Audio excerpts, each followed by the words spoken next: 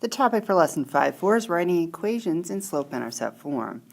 We'll write equations of a line given the slope and 1 point on a line, and write an equation of a line given 2 points on the line. How can slope-intercept form be used to make predictions? In 1995, the population of Orlando, Florida was about 175,000. At that time, the population was growing at a rate of about 2,000 per year. So they've shown us the slope. It's going up 2,000 every time it goes over a year, up 2,000 over 1 year. If you can write an equation based on the slope 2,000 and the point 1995, 175,000, you could predict the population for another year. The first example, they want us to write an equation line that passes through the point 2, -3 with a slope of 1/2. Well, in the y equals mx plus b equation that I copied, the y part of the point was green, so I circled that one in green. The m is blue, so I circled that in blue, and our x is already yellow. So now I'm just going to plug in. The only thing that I don't know in that equation is b, so I can plug in everything else. So -3 is our y, equals m was 1/2, x was 2, plus we need to find b. Conveniently, 1/2 times 2 is 1. And subtract 1 from both sides of the equation. I get b equals -4. So when I substitute that back into my y equals mx plus b, I knew m was 1/2, so y equals 1/2 x. Plus -4, I'm just going to write -4, and that is our equation.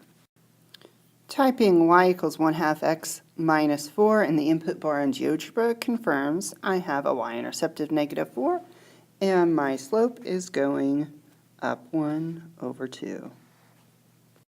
Now this book kind of puts an emphasis on multiple choice questions even as we're learning this stuff, which is not a bad thing because your most important tests from here on out will be multiple choice, unfortunately. Or fortunately, I don't know what you think. So they gave us a table of ordered pairs, which only shows 2 points. Which equation describes the function? The first thing we need to find is the slope. So change in y, we have -8 minus -4, I'm going to put +4, over change in x. We started with -8, so we need to start with the -2, minus -3 is +3. So I get -4 over 1, which is -4. So now I can plug that into my formula. I'm going to use the first point. It doesn't matter which one we use. So y is -4 equals m is also -4. X is -3 plus b is the only thing that we don't know.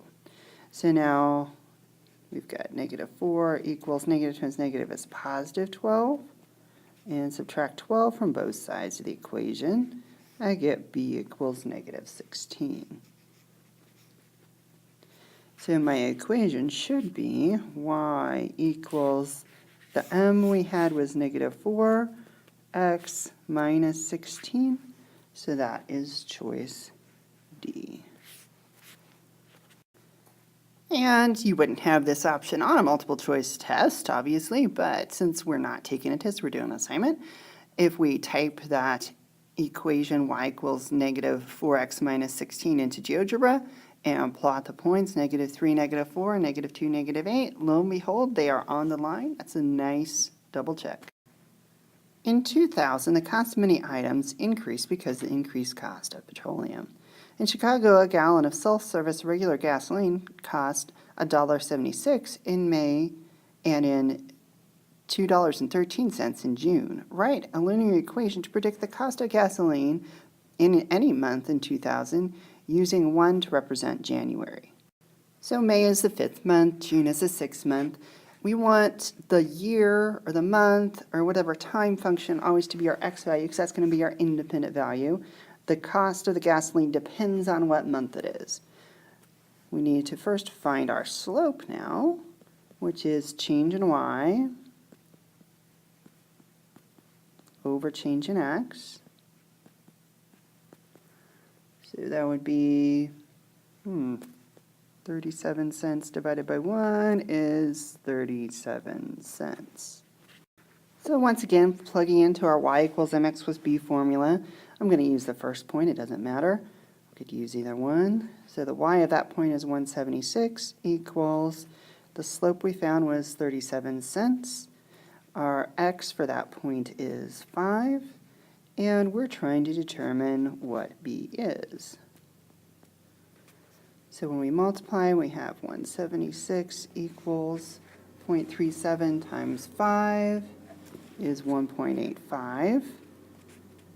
So all we have to do is subtract 1.85 from both sides of the equation.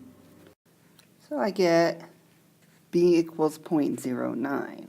Now, was there ever a time in the past when they were paying 9 cents for somebody to take gas? No.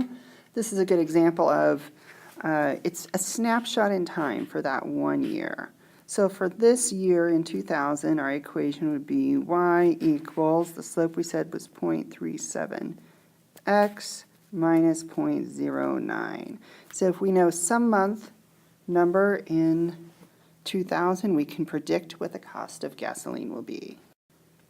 So if we are given the slope in 1 point, we can just substitute in the values of mx and y to slope-intercept form, solve for b, and then we can write the slope-intercept form using the values for m and b that we found.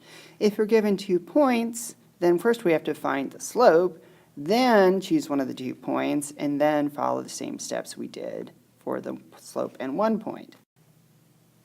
Extracurricular activities are activities you do outside of the normal school day. So extra implies more. When you use a linear extrapolation, you are using a linear equation to predict values that are beyond the range of the data. The yellow cab company budgeted $7,000 for the July gasoline supply. On average, they use 3,000 gallons of gasoline per month. Use the prediction equation that we just found, where x represents the month and y represents the cost of 1 gallon of gasoline, to determine if they will have to add to their budget and explain. Okay, so they want us to predict for July. July is the 7th month of the year. So we're going to substitute 7 in for x and grab a calculator. So we get $2.50 a gallon, and they said they need 3,000 gallons. So if we take that 250 times 3,000, grab the calculator again, we get $7,500. So determine if they'll have to add to their budget. Their budget was $7,000. So, yup, they're going to have to add an extra $500.